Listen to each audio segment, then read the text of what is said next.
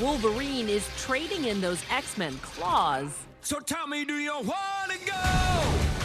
for a top hat and cane. The ever-versatile leading man, Hugh Jackman, depicting a decidedly more human hero.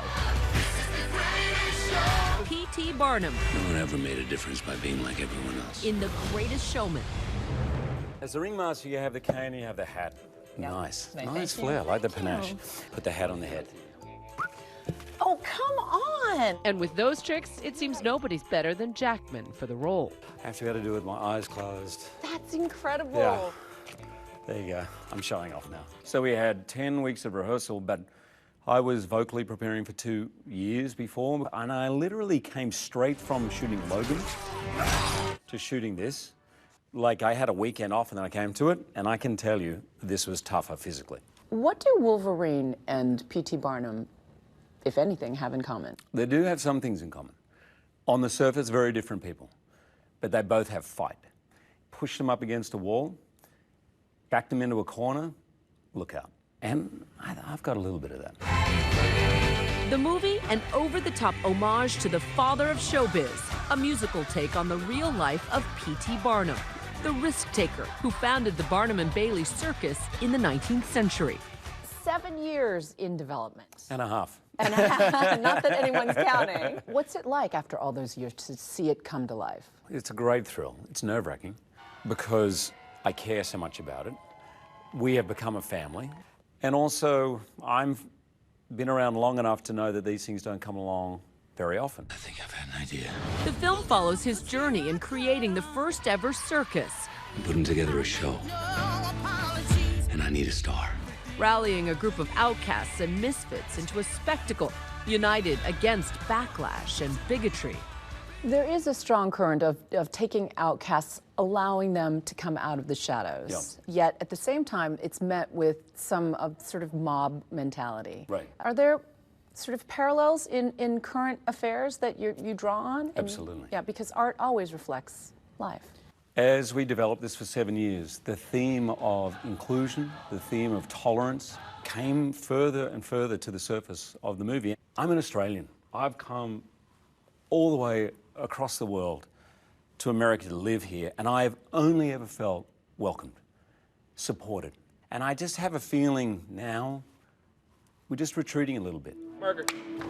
The film's glowing depiction of Barnum's life makes some selective jumps, glancing over accusations that he took advantage of, even exploited people who were social pariahs. P.T. Barnum is a bit of a flawed hero in real life. Yeah, he's definitely a flawed character.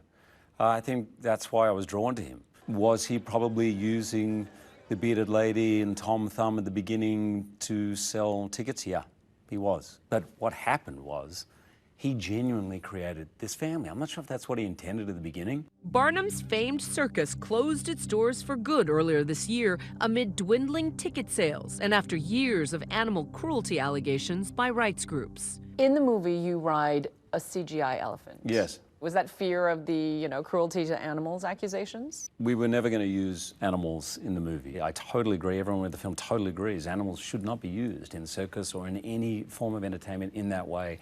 That's a bygone era. But this is 1850. It is there, and that's why we used CGI animals, because we didn't want anyone to think that we were exploiting or celebrating that in any way. Barnum may have invented showbiz, but Hugh Jackman is now dominating it. A rare, bankable action hero headlining blockbusters like X-Men. Who am I? But then morphing 2, 4, 6. from superhero to song and dance man, Jean Valjean in Les Miserables. Here's your host, Hugh Jackman. Charming enough to host the Oscars. I'm an Australian who played an Australian in a movie called Australia. And the Tonys. Not once, but 4 times. I love the Tonys. Plus, he took one home. Hugh Jackman, the boy from The film and Jackman's portrayal of Barnum already nominated for Golden Globes. A role far different than the one that made him a household name, Wolverine. That character's final performance hit the screens earlier this year in Logan. You watched that final performance with tears in your eyes. Oh, yeah, not just in my eyes, rolling down my cheeks. I'll be honest, I was so nervous to see that final showing. And I just really was pinching myself and felt so blessed and so relieved because I knew it was my last. And I wanted to go to sleep at night for the rest of my life knowing that I'd made the movie that I'd always felt was there. In this film, Jackman is joined by a powerhouse cast. Michelle Williams as his ever-patient wife, Zac Efron as his junior partner. So what percentage of the show would I be taking? You talk a lot about transcending class in this movie. Yeah. In some ways, Barnum, the story of Barnum is the story of the birth of show business, but I would go further and say it's the story of modern America. In the very beginning, there were limitations of your class, of your background, of your family name.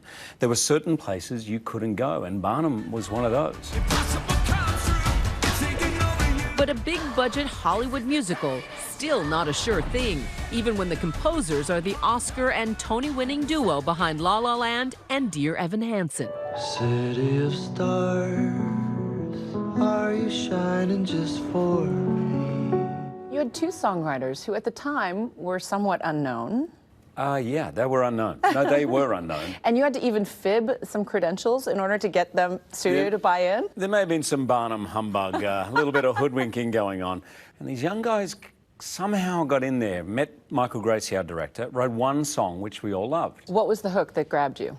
It was A Million Dreams, and it was a beautiful, simple song. Every night I lie in bed, the brightest colors fill my head.